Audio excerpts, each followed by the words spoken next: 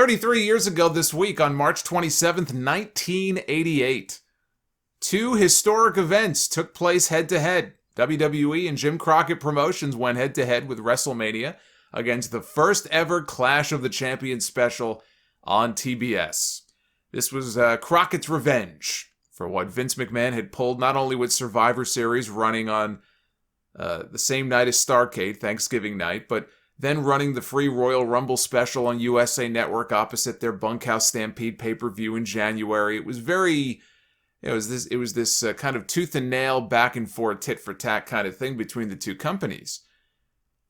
But this was Crockett's revenge. Actually, they should have called it that. They should have called this event Crockett's Revenge. Sounds like an episode of Miami Vice. But first, let's talk about WrestleMania. From Boardwalk Hall in Atlantic City, New Jersey, which sat right next to the build location for the show. They called it Trump Plaza in Atlantic City, New Jersey. Trump Plaza was a hotel and casino, which was actually demolished just last month. Talk about timing. Boardwalk Hall still stands to this very day because it was designated as a landmark back in the late 80s. Actually, I think even before WrestleMania it was there. It might have been the year before. It got designated as a landmark, so it still stands today. 16 matches over the course of a 4-hour show does not make this one of the better WrestleManias. In fact, this WrestleMania is probably closer to the bottom of the list of greatest WrestleManias of all time. The WWF title had been vacated after Andre the Giant got that controversial win the month before over Hulk Hogan on NBC. 33 million people tuned in to see. Hogan got the shoulder up, but the referee didn't see it. He didn't count. Or rather, he continued to count until Andre was awarded the championship. And then Andre just turned around and surrendered the title to Ted DiBiase. You can't just do that. You can't just hand the title over to somebody else. So Jack Tunney vacated it, and a new champion would be crowned at WrestleMania. Hulk Hogan was going off to film the movie No Holds Barred for a few months. Some think that this was the debut of the Winged Eagle belt, but Hogan had already worn the belt out to the ring without really much fanfare at all the month before for that match with Andre. So this was not the debut of that new belt. Hogan and Andre both got buys into the next round of the tournament where both were eliminated. They had a double disqualification and both men were eliminated from the tournament. And what should have been an obvious rematch from WrestleMania 3 between Randy Savage and Ricky Steamboat, both of whom were in this tournament, both of whom, had they both won their opening round matches, would have clashed in the next round. I guess that would have been a quarterfinal or a quarterfinal round match in the tournament. It was all lined up perfectly, but Steamboat, who was basically had one foot out the door already, he was on his way out of the company, he got bounced out of the first round. You know, WWE didn't really like, clearly because you can't really find a record of too many of them. Back then, they really didn't like the idea of doing babyface against babyface. It's just not something that they really ever did, or at least not very often. And that's probably as much of the reason as any why this match didn't happen. But I would have had a rematch between the two of them from WrestleMania, with Savage going over this time and then Steamboat shaking his hand when it was all over to really cement Savage's newfound status as a babyface. But the only thing I could think of besides the whole babyface against babyface thing and not wanting to do it, I mean, unless Steamboat just had heat with the wrong people and they just wanted to embarrass him by eliminating him first. The only other thing I could think of is that they were already doing that with Hogan at the end of the show. Hogan, by being friends with Savage, was basically going to be giving him the rub anyway. So maybe they just felt, with Steamboat it wasn't necessary. Whatever the case was, it was a missed... I don't care what anybody says. It was stupid. It was a missed opportunity. It would have made things a lot better had they gone down that road. The story that has always gone around is that Ted DiBiase was to have won the tournament. He was going to win the WWF Championship, only to drop it back to Hulk Hogan the following year at WrestleMania 5. Randy Savage probably would have had a second run with the Intercontinental title in '88 after beating Honky Tonk Man the month before on that main event special. But allegedly, Honky refused. He didn't want to do the job. He thought it would hurt his value were he to ever want to go and make the jump over to Turner. Or I guess, I don't know if Turner owned it at that point. I think Turner bought it that year, but it might have been later in the year. But his perceived value, he felt, would have been hurt had he lost in front of... None of this really... None of this makes total sense. There's always holes in these different stories and theories about what happened, and Honky has said himself, yeah, I didn't want to do the job. But maybe that's just him being a worker, you know, and kind of spinning things with his own narrative. Because he's talked about how, with that many people watching, it would have hurt my value. Well, how did he know that there were going to be 33 million people watching on this live special? He wouldn't have known that. Nobody would have known that. So there's a lot of inconsistencies here. I know there was some heat for a while, for many years, with from DiBiase's side, because DiBiase had heard the same thing, that he was in line for a run with the belt, and Honky refused to do the job, and so instead the belt went to Savage. And so he had heat with Honky for a while over the whole thing. DiBiase's always been of the mind that, yeah, I was going to win the belt, and it ended up not happening. Instead, they changed their minds, and they said, listen, we'll get more heat on you if you have your own belt made, which was the genesis of the $1 million belt. Right? He couldn't buy his way to the belt, and so he had his own belt made. Wherever the truth lies... I mean, there's other stories that there was a WWF magazine that spoiled the outcome of WrestleMania around that same time. It said Randy Savage, new WWF champion. Meanwhile, that was an issue of the magazine, according to Bruce Pritchard, that would have closed in January. So if that's the case, that would seem to fly in the face of the idea that DiBiase was ever going to win. Again, I don't think anybody will ever be 100% sure of exactly what happened during that period. But the one thing I will say is that Ted DiBiase, he would have made a fine WWF champion. I know the shows that he headlined on, or he did some matches with Bam Bam Bigelow around that time. After Andre handed him the belt, before Tunney, declared the title vacant on TV, he did do some house shows, including one show, I think, at Madison Square Garden that I remember reading didn't do very well. They did a much lower crowd that night than they normally would. But, if let's say Hogan was not on the show and Savage was not on the show, Hogan and Savage, they were legitimate draws at that time. And DiBiase didn't have the same level of drawing power. Did that dissuade them from putting the championship on DiBiase? Again, we'll never know. But I think he would have made a fine champion. Also on this show, Honky Tonk Man lost to Brutus the Barber Beefcake, but retained his Intercontinental title by DQ. There's a spot at the finish of this match where Jimmy Hart bonks the referee Jimmy Corderas, in the head with his megaphone, and Corderas is knocked out. He was legitimately KO'd, but not by the megaphone shot. When he landed face first on the mat, and he landed chin first. And he knocked himself out. He knocked himself silly. If you watch the post-match back when the other referees come down to help him and help take him to the back, they're literally dragging him. You can see his feet are dragging across the ground, and one of the referees is holding him up by the back of his pants. So he was legit knocked silly for a while after that. And Demolition won their first WWF Tag Team titles on this show with a win over Strike Force, their first of 3. First team to, I think, were they the first team to three-peat? I want to say, I could be wrong on that, but I want to say that Demolition was the first team to three-peat in this company as tag team champions.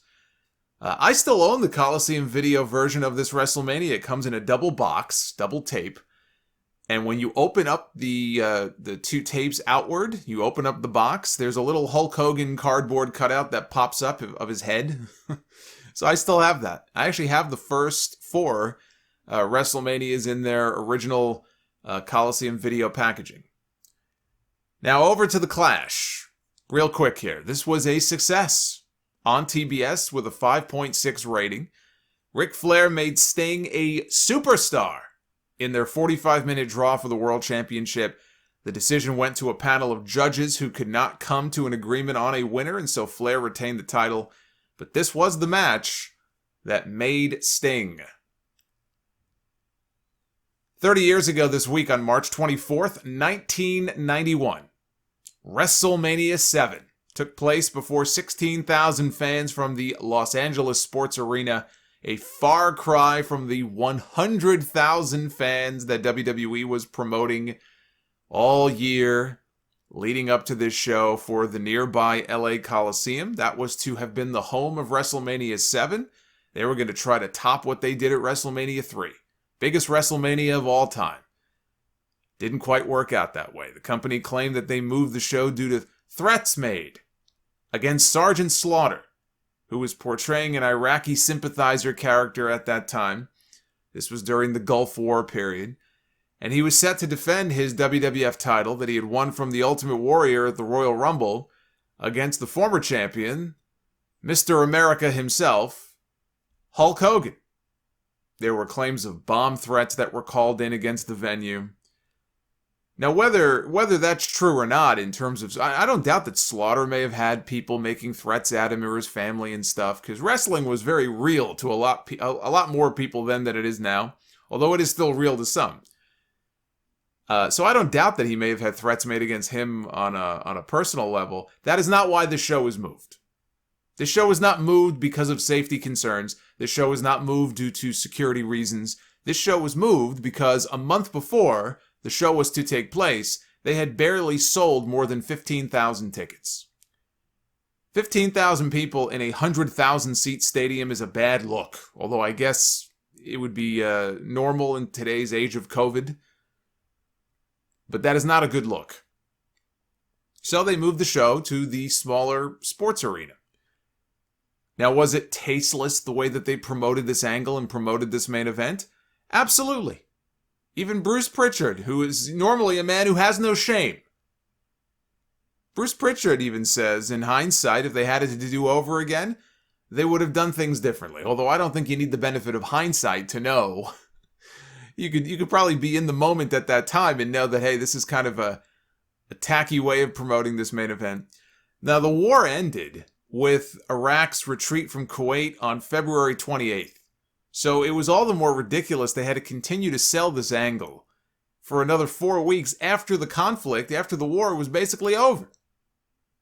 They had to pretend the war was still going on.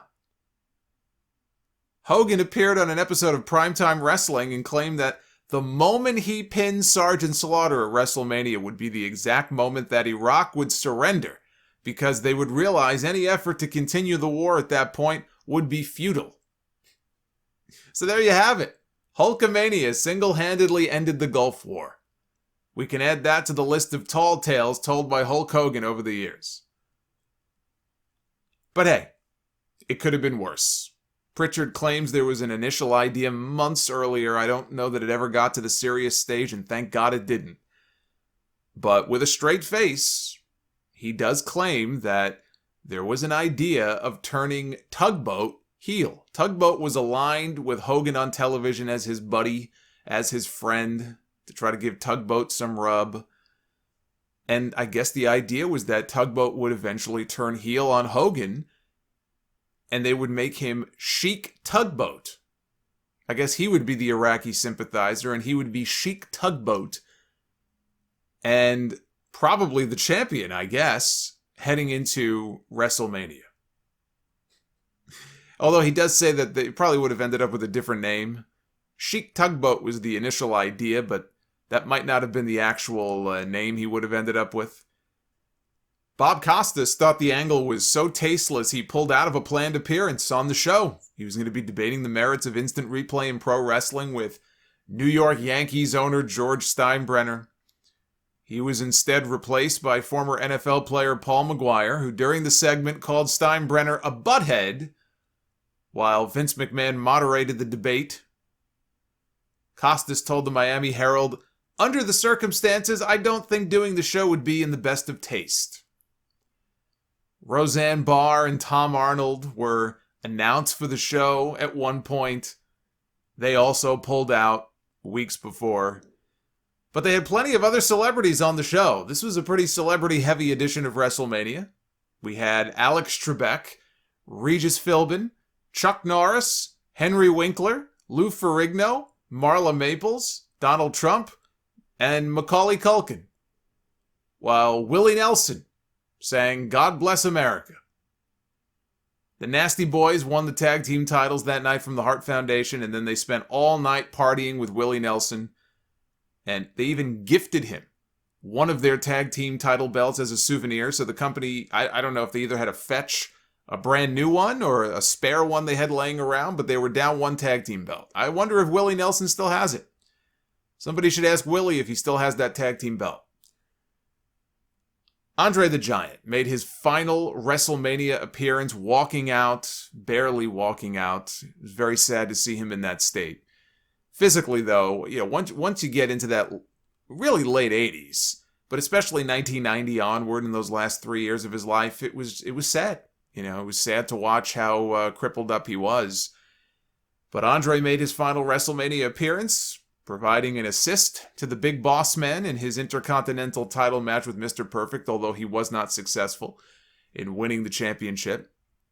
The Undertaker saw his streak of 21 consecutive WrestleMania victories, although he was not on 21 consecutive WrestleManias. He missed a couple of them, 10 and 16, but 21 consecutive WrestleMania wins, and it began with a win on this show over Superfly Jimmy Snuka. Undertaker was already being cheered by a vocal contingent of the audience as a babyface at this point. And this was a year, almost a year before he even turned babyface. He was already being cheered like one in a lot of the different buildings. Jake the Snake Roberts beat Rick the Model Martel in a blindfold match. A lot of people shit on this match because, of course, it's not a great wrestling match. But I thought, as far as because blindfold matches are just, they're inherently difficult to do anyway. Obviously, they can see through the blindfold, but it's just a lot of slow, plodding movements. And really, the way that Jake and Martel, I thought, played this up was perfect. And Jake was great, because people loved Jake. And Jake would point to the crowd, and he let the crowd guide him. So he would point, and they would boo if Martel wasn't in that direction. But then if he was, they would cheer. And I don't know, just the way they put this whole thing together, I actually was very entertained by this match. And when Jake hit that DDT, just to show you how fucking over that move was at one time, when he finally hit him with that DDT, that place went nuts. And you knew that that was the end. So I enjoyed this. I enjoyed that match. It was the end. This I didn't enjoy. It was the end of Demolition. This being the smash and crush combination. With a loss to the team of Tenryu and Katao. WWE was going to be co-promoting some shows in Japan with the SWS promotion, of which Tenryu was a big star. So this was a way, I guess, of making nice with them, I guess, by giving them a match at WrestleMania and giving them a win heading into this partnership. But it's very sad that it came at the expense of my personal favorite tag team in WWF history. Those final months of Demolition in the company are depressing to look back. I understand that Axe had a health issue and that's why they had to bring Crush in, but the way that team was treated, like once they signed the Legion of Doom, it was as if Demolition just didn't matter anymore. It's like, all right, well, we got these guys now. We got the real guys with spikes, and so you guys can go fuck off. I just thought that the amount of disrespect shown to Demolition makes me very angry. LOD beat Power and Glory in less than 60 seconds in an interview on World Wrestling Insanity about 10 years ago. Paul Roma revealed why the match was so short. Said, I blew out my elbow. I was in LA the next day for WrestleMania. Hercules was hurt. He could hardly walk. He retore his groin. When I got back from the hospital, Vince was in a meeting. I walked in. He stopped the meeting. My arm was in a sling. He walked out and said, what's up? I said, they say if I wrestle and hit my elbow, I could lose my arm. He starts with, oh, Jesus Christ, Paul. You know you got to do this. I said, but Vince, who's going to take care of my family? He said, oh, I got you covered. Don't worry about it. And I ended up going out there. I put on a skater's elbow pad and wrapped it up. When I took that bump off the top of Animal's shoulders, I tried to protect myself as best I could so I wouldn't hit it. I made it through. I think they took 60 cc's of fluid out of my elbow as soon as I got to the back. Doctor said it was the most fluid he had ever seen taken out of an elbow in his life. Never seen anything like it. I had a choice, and I knew that if I did back out, I'd be done. No doubt in my mind, I would be done. Was I stupid? Yes. Would he have taken care of me and my family? Probably not. But it's the choice you make. If I had gone out there and lost my arm, then I'm the fool. Even if he took care of my family, I'm still down an arm. And I went back and I watched it just to see, because he mentions that Hercules tore his groin. And if you go back and watch the match, I mean, it's not very long, you can see Hercules is clearly favoring his crotch because he's moving around very gingerly. And the few bumps he takes, he immediately grabs basically he grabs his crotch. So clearly there was something going on down there. I mean, that's for him to know. And Roma was out there with a big elbow pad on. So yeah, obviously they were hurt. So I always wonder, why would they job these guys out so quickly? And I guess that would explain it. I am very glad that FTR in AEW has revived the old Power and Glory Powerplex finish. I only wish they would use it as an actual finish because I always loved that move. I know Roma and Hercules were just kind of one of these thrown together tag teams, and Hercules was just, he did nothing at that point. He was just this big jacked up dude by then and, kind of lumbered around and really didn't do shit. But I love that finish. I just love the visual of it. So I'm glad to see it at least resuscitated in some way today. The Ultimate Warrior defeated the Macho King, Randy Savage, in a career-ending match. This was the highlight of WrestleMania 7. This was the match of the night. This was one of the matches of the year. In 1991, it is one of my all-time favorite matches in WrestleMania history. These two went out there. They told a great story.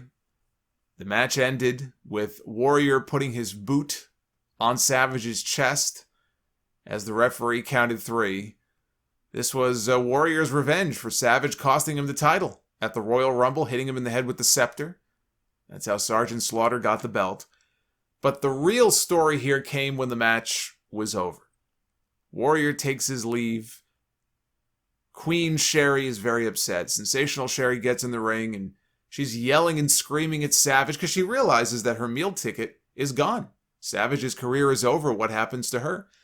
And she starts kicking Savage in the ribs and she's beating him up. And what they had done at the beginning of this match, they showed in the crowd, and not even like in the front row, she was sitting like way in the back, like in the aisleway, was Elizabeth, who had not been seen, I believe she had not been seen since WrestleMania the previous year on television. And she looked a little bit different. She had kind of cut her hair a little bit, but there's Elizabeth sitting in the crowd, and you knew at that point, all right, they're showing her for a reason. And so when the match is over and Sherry is beating the hell out of Savage, they keep cutting back to Elizabeth. And then finally, Elizabeth can just take no more. Even though she and Savage had basically been broken up on TV for about 2 or 3 years, she couldn't stand to see him embarrassed and beaten like this. And so she hops the barricade and she runs down to the ring. She climbs inside. She grabs Sherry by the hair and she tosses her out of the ring. And the sports arena is going nuts. Savage has no idea that she's even in the ring. He gets up and he sees Elizabeth and he can't believe it. And then he sees Sherry outside and he realizes what was going on and who was beating him up. It was Sherry. And now he sees Elizabeth and he doesn't know what to do. He's so torn. And finally, and Elizabeth is in tears. And the two of them come together in the middle of the ring and embrace. And it's this unbelievable, just emotional moment. Women in the crowd are crying. Bobby Heenan is making fun of them. Oh, she must have tied her shoes too tight. This woman over here has tears running down her face. She must have had the chili dog with onions.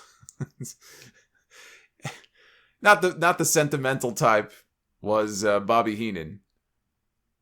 But this was, I mean, you know, WWE likes to talk about, we tell stories, we make movies, right? And a lot of times you hear that, and it sounds so cheesy. Like, you guys are a fucking wrestling company. Like, just, enough with this whole thing, oh, we tell stories. But it's true. Some of the best storyline, and the word story is in there, some of the best storylines in wrestling history told this great long-term story of maybe one guy's descent from being a babyface to a heel, like Bret Hart in 97, or the Mega Power Split, right, where they were together for so long, and then Savage grew jealous, and there have been some great stories told in wrestling over the years. I mean, I could be here for an hour listing all of them. This was fantastic storytelling. These two people who were together for so long had split apart, and this woman couldn't stand to see her man beaten up by this other woman. Savage realizes the mistake he had made, and all along, he loved this woman all along. His love never wavered for Miss Elizabeth. And there he is with her up on his shoulder in the ring celebrating, and he does the whole thing where Elizabeth went to go open the ropes for him. He's like, no, I'm going to open the ropes for you. Bobby Heenan is like, he's turning into a big softy. And then Savage poses for the crowd one last time in what was supposed to be his retirement, and off they go. This was great. This was great. And, watching this moment in the past, look, hey, it's even emotional for me when I watch it. Maybe I'm a big softy. But this is one of the greatest moments in WrestleMania history. Very sad that neither one of them are around anymore, because can you imagine in front of today's audience, as much as with the nostalgia and everything, if you had some kind of Macho Man Elizabeth reunion, on like one of the WrestleManias in a segment or something, how great that would have been. It's a damn shame.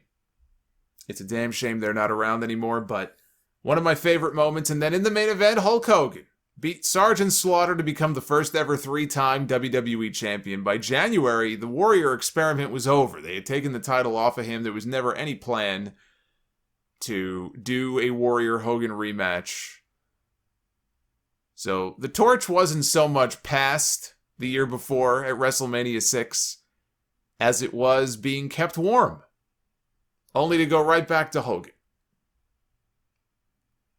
25 years ago this week on March 24th, 1996, WCW presented one of the worst matches of all time at its Uncensored pay-per-view.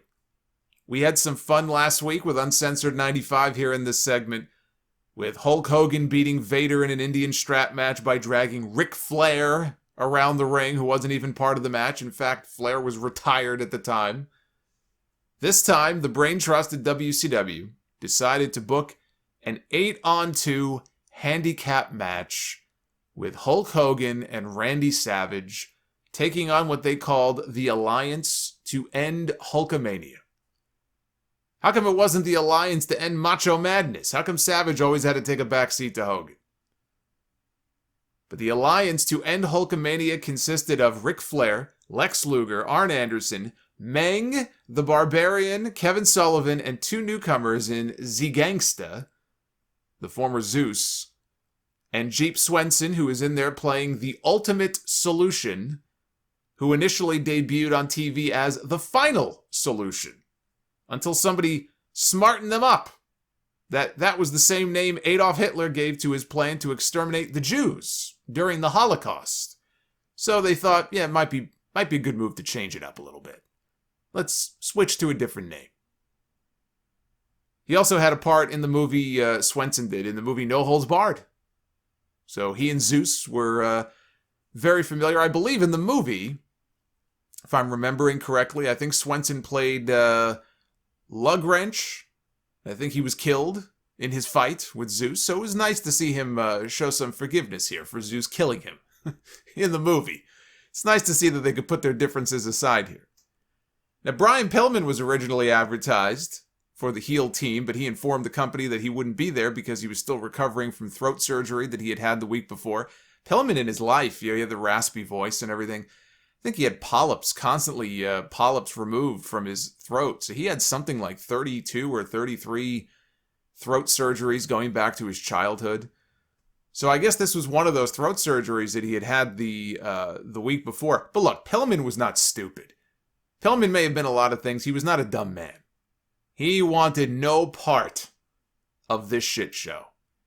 And he wanted no part because he knew Hogan was just going to bury all the heels. I don't blame him for backing out of this. This was billed as a Doomsday Cage match, and the rules were as follows. Had 3 floors. Hogan and Savage would have to start on the top floor and work their way down to the bottom level to either escape or score the winning fall. They never explicitly said how they could win the match, which would explain how this all unfolded. They never actually bothered to explain this on TV, which was obvious. They probably never bothered to tell the wrestlers either because nobody seemed to have a clue what the rules were. They built this giant structure next to the entranceway, so the actual ring sat empty for this match, which I'm sure was just delightful for the fans who were actually in the arena that night. I mean, it was kind of hard to see what was going on just watching it on TV. I can't imagine being in the upper level of the building that night that they couldn't see a damn thing. Hogan and Savage on one level, they used powder to blind Flair and Arn Anderson. They escaped down to the next level. Bobby Heenan claimed the match is bigger than the Super Bowl or the World Series. Tony Schiavone called it spectacular. That's one way to put it. So the action spills outside the cage, which I thought meant the end of the match, but apparently not. Z-Gangsta and the Walking Roid finally make their way out, and yes, they were nowhere to be found for the first 90% of this match. I have no idea where they were or what they were doing, but they finally make their way out. They drag Hogan and Savage back inside on the lower level, and things appear very bleak for the Mega Powers, when who should come to their rescue but the Booty Man, who hands them a pair of frying pans, and I believe he may have handed them some more white powder. I don't remember if he gave it to them or not. I know Hogan and Savage used powder earlier in the match as well, or at least they claimed it was powder. But, Beefcake, when he was working part-time years later, he had fallen on tough times. And he may have been living with his parents or his mom or something, I don't remember. But Beefcake, years later, was working part-time as a toll booth clerk. He was working as a toll booth clerk. He once got a train station shut down when he stepped away from his booth and accidentally left behind a bag of cocaine. This is according to an article at the time in the Boston Herald. This was real news in Boston at that time. A subway rider spotted it and thought that it may have been anthrax. So they evacuated the station, shut the whole thing down, and they sent a hazmat team in there in their suits for fear that it may have been a terrorist attack, only to find out that it was just cocaine. The deputy police chief said that Brother Brutai admitted to cocaine possession, and he did end up going to rehab, drug rehab after that. So I'm just saying, when there is a white powdery substance laying in the ring and Brother Brutai is there, let us not assume that it is just baby powder. The bigger question is, why frying pans? That's what I'd like to know. I can never understand that. So Hogan and Savage, they use the crack to blind the heels and start whacking these giant men with the tiniest frying pans that you've ever seen. Then comes the finish. Oh, what a finale this was. With Lex Luger knocking out Ric Flair with a loaded glove, but as he goes to strike Randy Savage, because Flair is holding Savage, as he goes to strike Savage, Savage ducks. Luger stops himself. He stops himself, full stop. And then proceeds to go ahead and punch Ric Flair in the head anyway. He follows through anyway, hits Ric Flair. Hogan grabs Savage and says, "Let's get the hell out of here." And they head for the cage door, only for Savage to realize, oh shit, I think I'm supposed to pin the guy first. And then he scampers over and he pins Ric Flair. The World Heavyweight Champion. Of all the people in this match that you had to pin, he pins the World Heavyweight Champion before quickly exiting the cage. He forgot to pin Flair because nobody knew what the fucking rules of the match were. Yet another uncensored pay-per-view where Ric Flair takes the losing fall. Really? Debo couldn't take the losing fall there? Was it that important that Debo couldn't take the losing fall? I don't even think he was ever used again after this. You couldn't pay him just to do the job here at the end of this match? Would it not have looked more impressive for them to pin a big guy like him?